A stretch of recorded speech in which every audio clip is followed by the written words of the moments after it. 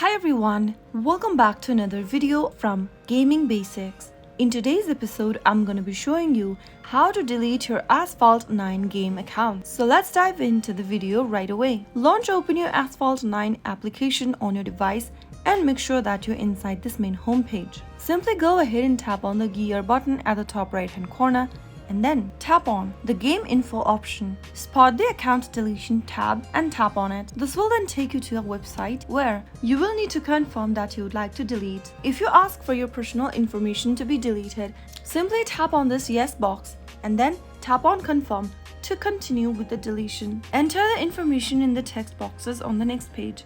Select your country and your language from the drop down and make sure that the product information is correct. If it needs editing, you can go ahead and do it right away. Finally, after providing some of your information, tap on I'm not a robot and complete the captcha. Once it's done, tap on submit and confirm that you'd like to delete your account by tapping yes in the pop-up. If you don't want to continue deleting your account, you can tap on no. Soon after you proceed your account to deletion, you will be able to receive this confirmation. Your account has now been scheduled for deletion, and that is how it's done. If you found the video to be helpful, go ahead and give us a thumbs up.